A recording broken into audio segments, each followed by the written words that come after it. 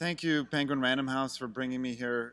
It's such a treat to share the stage with Omar and Bolo and Lauren, writers like this, and all of you. You'll understand what I mean when I say this, but I grew up with a family of activists as parents, both social workers. Everything inside is worked out. But it's really nice to share a room with people who really want to make a difference in the world. So I'm just going to tell you a few stories about that and why I put together this book, Tales of Two Americas. He didn't tell us where we were going. This was not unusual. My father loved pointless drives. He'd put us in the car and we'd be tooling across town, no destination.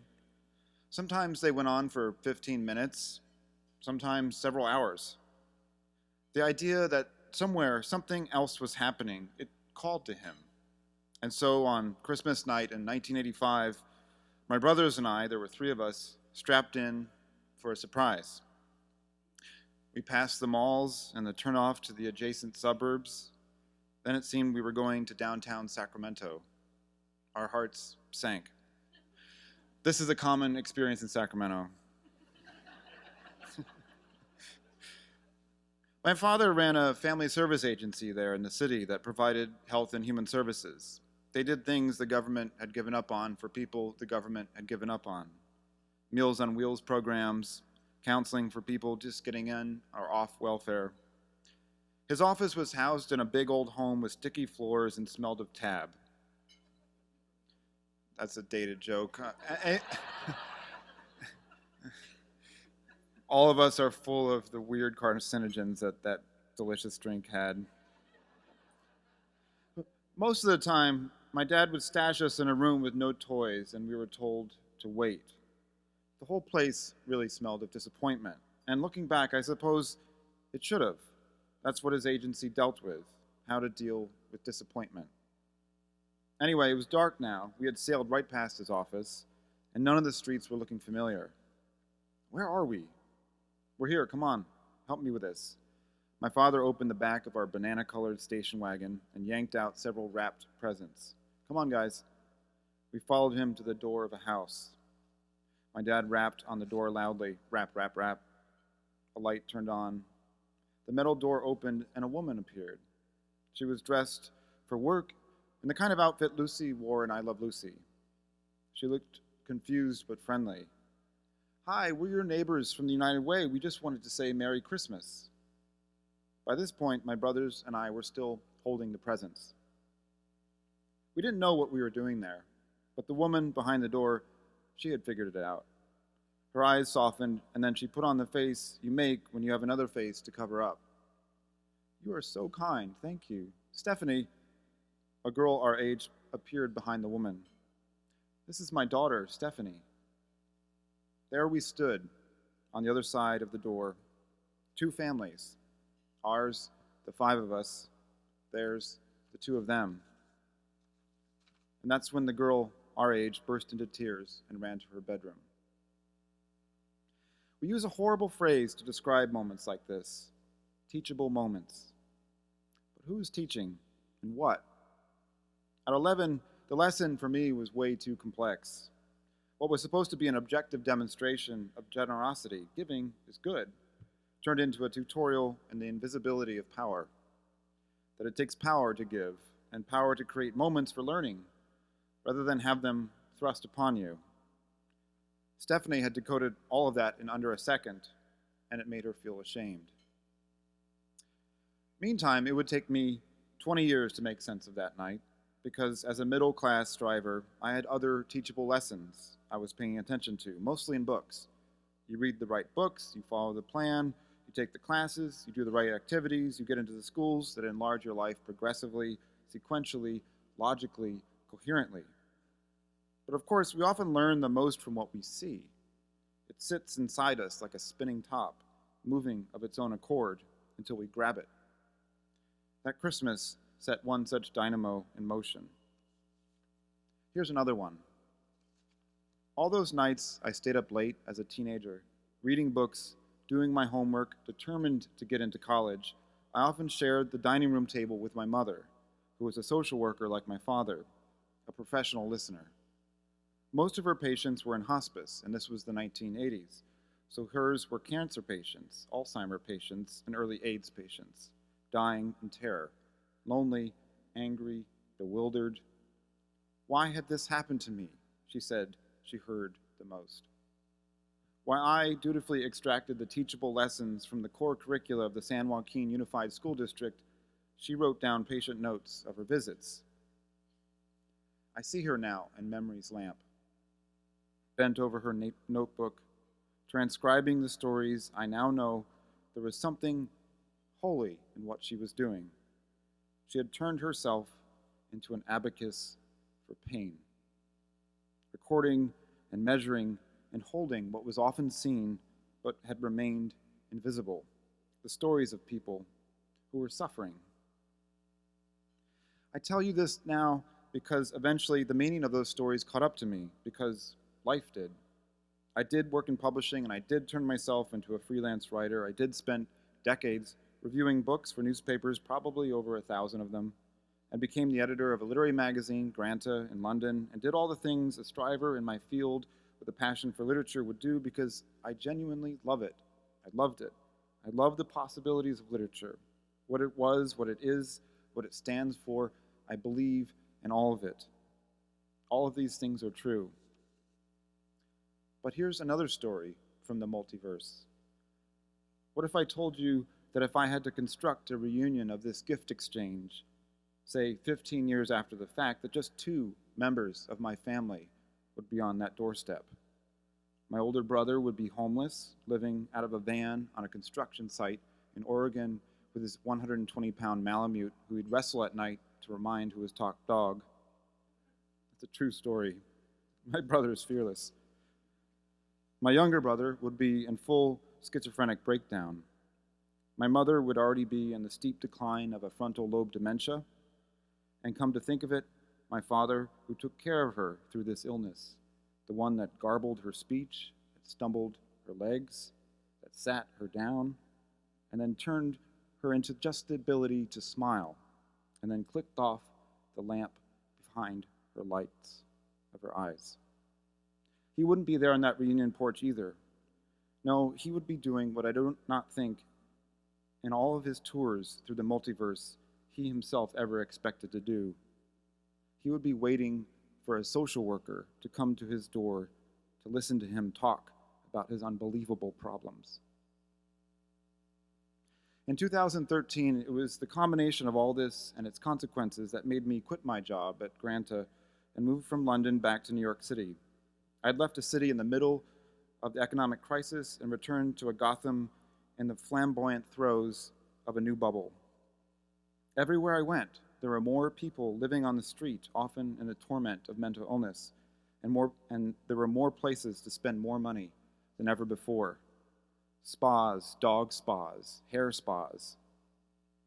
The thing then was the $25,000 Marc Jacobs bag. And yet, to get to the corner of 27th Street in Manhattan, where I live, I often had to pass 2 or 3 people sleeping, often too tired to even beg. And as I just mentioned, my little brother was homeless. He was actually living temporarily on my street, 2 blocks away, in a shelter, the last chance saloon really for him, after he'd been kicked out of half a dozen of them for fighting. He was taking his medication. That was always something he was good about, but dealing with this broadside from life after living it correctly. He'd taken his medication. He had scrimped. He had taken the night classes. He'd got his degree. And no one would give him a job. Pardon the expression, it made him fucking crazy. Why couldn't someone just pay him to work? It would take me a whole other lifetime to describe to you how this drama has played out in my family. But what I want to tell you tonight is how this changed me as a reader and as an editor. I went to bookstores, and almost nowhere did I see my brother's story on the shelves. I read book reviews, and nowhere did I spy the New York I was living in, this phantasmagoria of wealth and despair. I read novels, and no one ever seemed to die slowly, taken care of by someone who nearly lost their job for the effort. So instead of doing what I did all those hours at the dining room table, extracting meaning, I did what my mother spent her life doing. I began to listen and to collect stories about what it felt like to live in the middle of record inequality. It was not actually hard to do this. Barely had I finished the word inequality in a conversation or sent an email to a writer, and they were coming back with a story. Juno Diaz, Zadie Smith, Colin McCann, Valerie Luiselli, David Byrne, who knew, Mark Doty. The answers came back so fast it felt like the book assembled itself. Why? No one had asked them. That was the shocking thing to me. No one had ever asked them to think about what was right there in front of them. I sent the introduction I wrote for Tales of Two Cities to my little brother. In it, I could not help but talk about some of the things I've just told you now. I said to him, "It's your story, but can I publish this?" No. No, he wrote back so fast it was as if he was in the room with me. That was a hard time, and I'm not proud of it, he continued.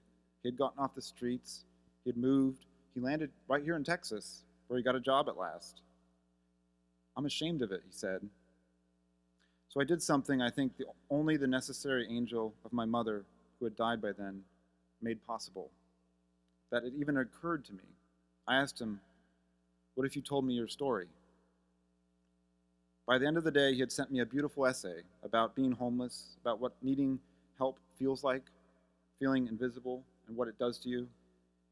I have worked with and edited Nobel laureates, Pulitzer Prize winners, but this is the most important thing I've ever commissioned.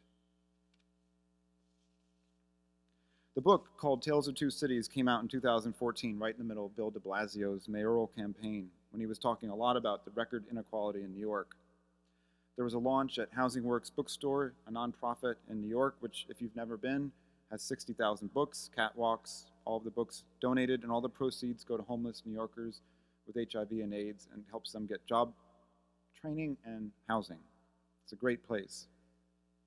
And then I hit the road to explain to the rest of the United States that New York had record inequality. I was in for a surprise. Living in London, I had not realized that everywhere in America, like New York, had inequality, and it was often worse. Dallas, Boston, Cleveland, Minneapolis, which is the most racially unequal city in America today. That's just the cities.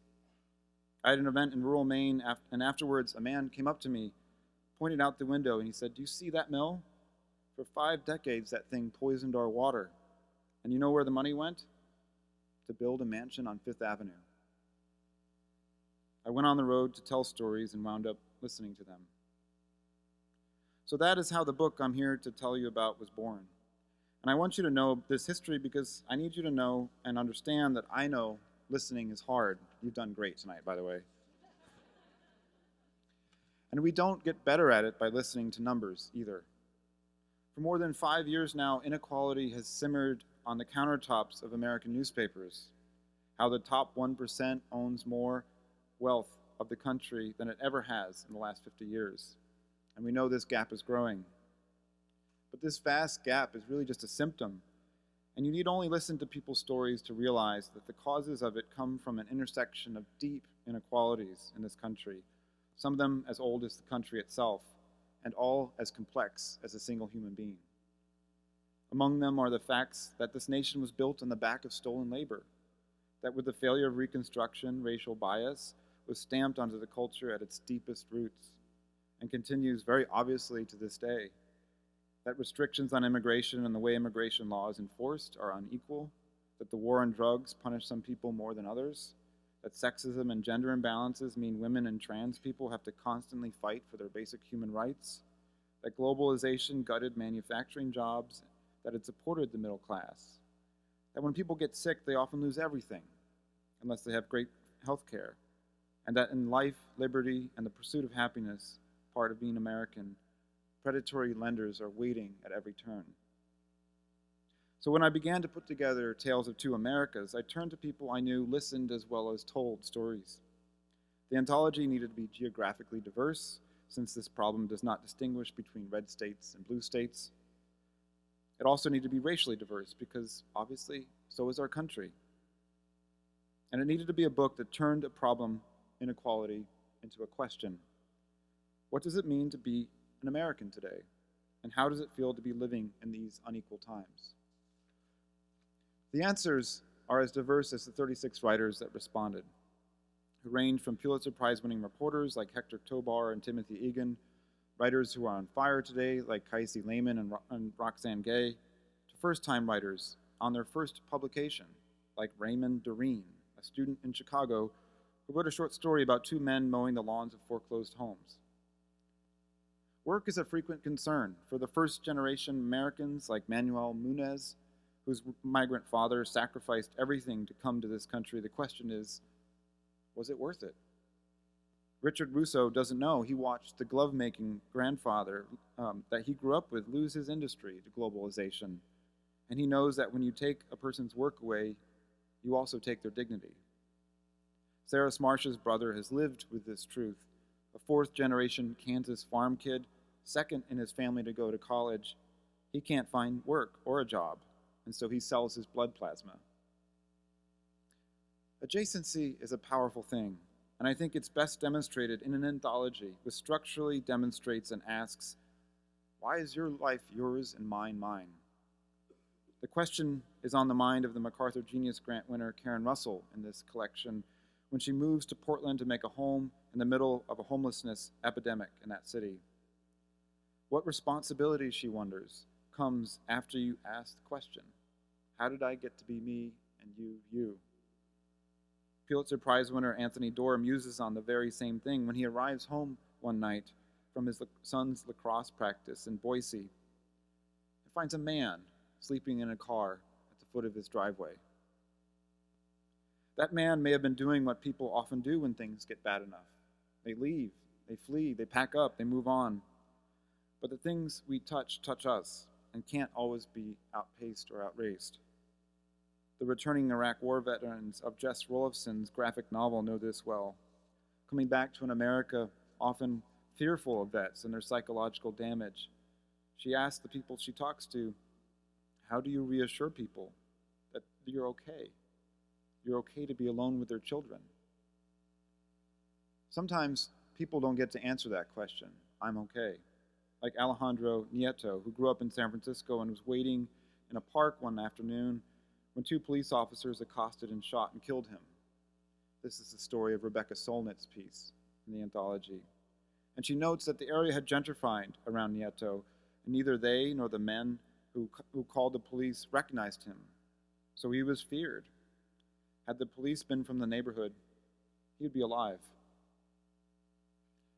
All of this is arresting, and obviously we want to know what to do. But engagement, it's not easy. It can be awkward, and it can involve admitting culpability. The white heroine of Joyce Carol Oates' story in this book goes to a Black Lives Matter vigil and winds up feeling like an emotional predator. In his essay, Whitney Terrell describes trying to help a young black child who moves next door to him so he can escape the fate of being a crest on a vigil. But so hard does Whitney press down upon him the need to study, to go to college, to get into the right schools. He doesn't listen to what would truly be right for that kid. A book, in its best moments, doesn't simply speak to us. It teaches us how to listen and how to look more closely at the world around us. And also teaches us how to listen to ourselves, to identify those dynamos whirring in the background of our memory or in the foreground of our lives, to grab them and activate them so we can listen to what they've been telling us all along. We all want a better life for ourselves or our family, and we've all seen someone else or someone else's family not get that. Those things do not have to be in conflict. My hope is that this anthology has created a book that embodies that question by giving readers 36 doorways into America and back into themselves. And it's not without hope. Ann Patchett and Annie Dillard and other people not named Ann have written movingly in it about the power of generosity to turn hope into action. But the piece that embodies this best to me deals with something I hope none of you have to confront on your way home? It's in an essay by Julia Alvarez about getting caught in an airport overnight on her flight back to Vermont. In the essay, she describes as night turns to midnight, and it's clear that no one is leaving. They'll be sleeping over. It doesn't turn into a reality show. There's no battle royale over the last remaining tuna wrap. People simply begin to help each other. They do it by telling stories. They do it by listening. They do it by saying, I hear you. I see you. Here, take my blanket. I can share. And they say the words I'm going to say to you right now. Thank you.